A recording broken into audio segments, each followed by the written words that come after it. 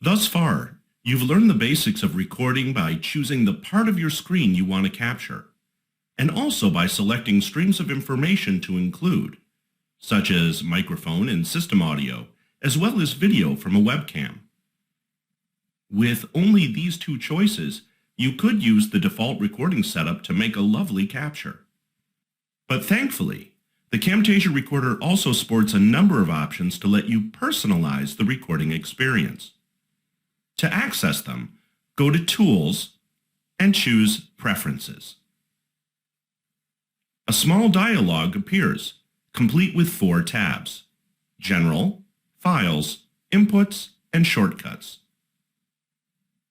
This first tab lets you adjust the general workflow of your capture. By default, every time you start the capture, there's a 3-second countdown before recording begins in earnest. But you can take it out by clearing this checkbox. As you can see, all these options are checked by default. Let's do a quick rundown of the remaining ones.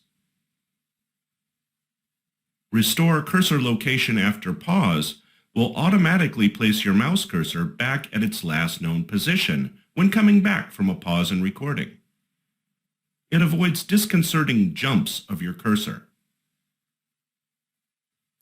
Do not capture recorder on screen ensures that the recorder app won't capture itself. You'll see this handy toolbar when recording, but it won't show up in your footage. Exit recorder after recording is stopped, and open editor after recording is stopped will automatically close out the recorder app and open Camtasia for editing after you've successfully made a recording.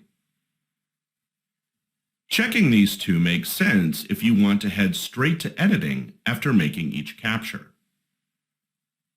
So if you're the kind of person who prefers to make all their captures in one go before worrying about editing, then you may want to uncheck these.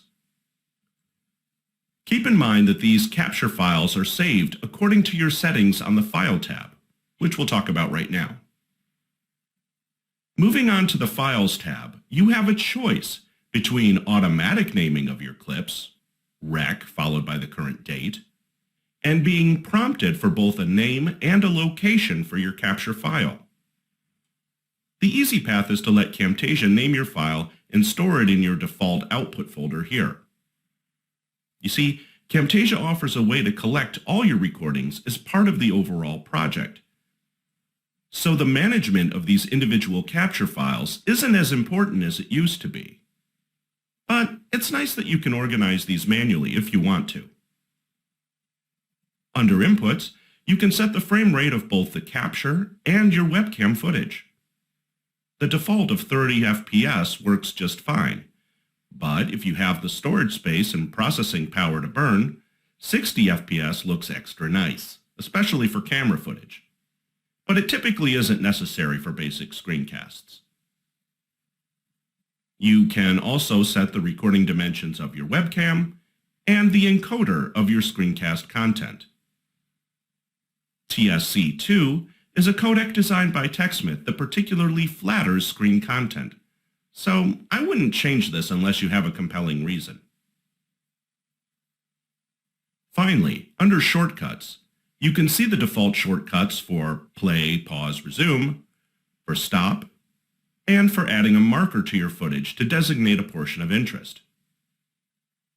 You can always change these if they conflict with something else on your system. See you soon.